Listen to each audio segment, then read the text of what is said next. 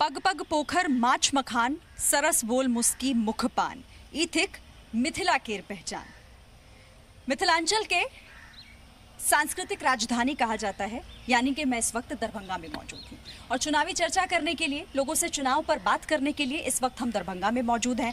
मैं इस वक्त जहाँ पर मौजूद हूँ, ये इलाका कभी रजवाड़ों का हुआ करता था, लेकिन उसके बाद अब यहाँ पर लोगों के क्या हाल हैं, क्योंकि देखिए अब राजनेताओं के बीच, सियासत के बीच मिथिलांचल फंस कर रह गया है। मिथिलांचल के लोगों की अलग मिथिला एक राज्य बनाने की मांग है। इसके अलावा भी बहुत सारे मुद्दे हैं, क्योंकि बाढ़ प्रभावित इलाका भी मिथिलांचल में आता है।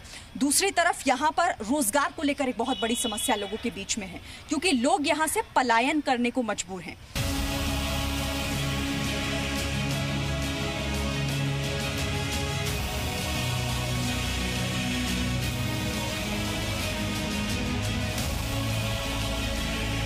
बहुत कठिन है ये काम करने में, कांटा से झेलना पड़ता है, बहुत कांटा होता है इस मखाना में।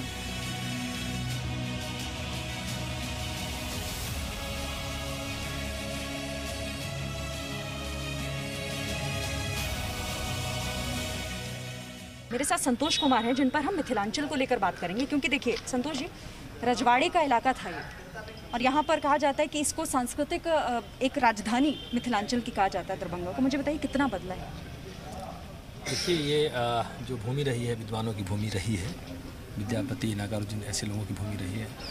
जहाँ तक हम रजवाड़ों की बात करें तो यहाँ के रजवाड़ों का इतिहास यही रहा है कि भारत में अगर कहीं कॉलेज, कोई भी इंस्टीट्यूशन, पढ़ाई लिखाई से संबंधित महाविद्यालय, यूनिवर्सिटी खुला है तो यहाँ के रजवाड़ों को बहुत बड़ा देन है।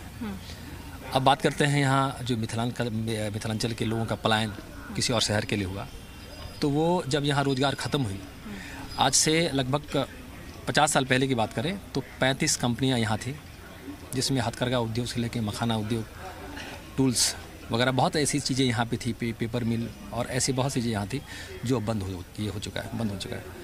किसानों से जाके मिलिए कि देखिए कि उनको कैसे सहायता किया जा सकता है, मखाने के लिए भूमि कैसी होनी चाहिए, तालाब को भरा जा रहा है, बिल्कुल जो बंजर ये बनाया जा रहा है, तो जब तालाब ही नहीं रहेगा तो मखाना कहाँ से होगा। मेरे साथ इस वक्त वैज्ञानिक डॉक्टर मनोज हमारे साथ हैं। डॉक्टर मनोज, मैं आप ही से समझना चाहूँगी, क्योंकि हम इससे पहले जब बात कर रहे थे तो आप बता रहे थे कि मखाने को लेकर दरभंगा में कितने अवसर हैं, लेकिन ये अवसर वाकई में क्या उस तरीके से बिहार के लोगों के लिए फ़ायदेमंद साबित हो रहे हैं?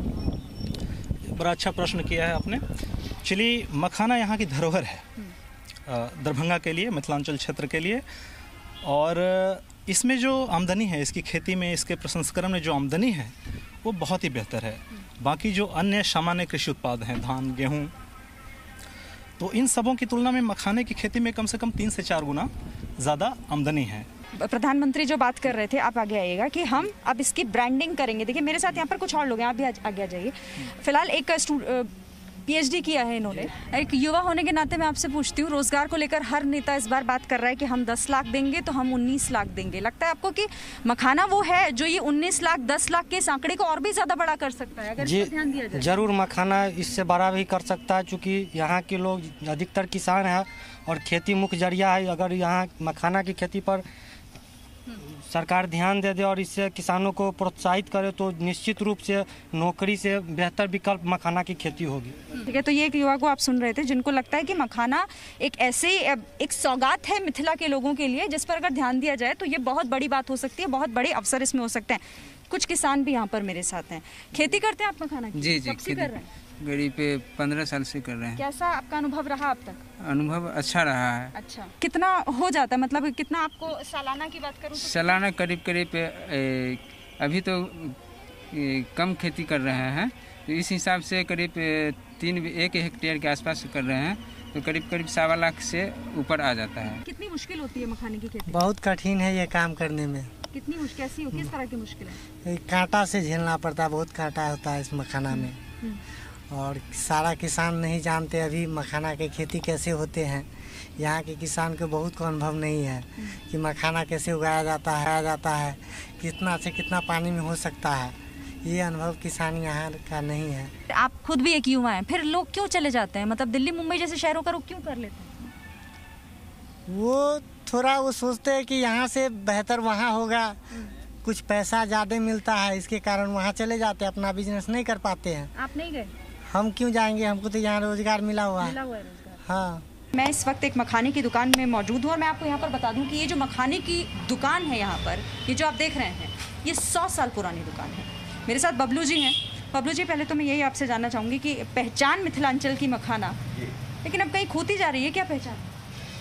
देखिए, पहचान मिथिला की मखाना ज़रूर है, लेकिन आप कह सकते हैं कि जो आज से 5 साल 10 साल पहले जो स्थिति थी मखाने की, कि मखाने के नाम से लोग इस जगह को पहचानते थे, वो धीरे धीरे ख़त्म होती जा रही है। इसके पीछे व्यापारियों का पलायन होना, यहाँ के किसानों का यहाँ से काम नहीं करना, जो यहाँ के पुराने व्यापारी थे उन लोगों को जो सरकारी समस्या का से जूझना पड़ा, उस कारण से वो लोग काम एक एक करके बंद करते चले गए। तो देखिए, ये व्यापारी के तौर पर भी आपने सुन लिया, मखाना व्यापारी, और हमने आपको किसानों को भी सुनवाया, क्योंकि यहाँ पर देखिए सब चाहते हैं कि मखाना यहाँ की पहचान है और इस पहचान को अंतर्राष्ट्रीय स्तर पर भी जो है एक बड़ी पहचान मिले। लेकिन बस कोशिशों का इंतजार हो रहा है कि वो प्रयास सरकार की तरफ से कब हो कि मखाना जो मिथिला की पहचान कहा जाता है वो बरकरार रहे और वो फिर से एक बार अस्तित्व में लौटे। Presenting B News app, available on Google Play and App Store. Download it now.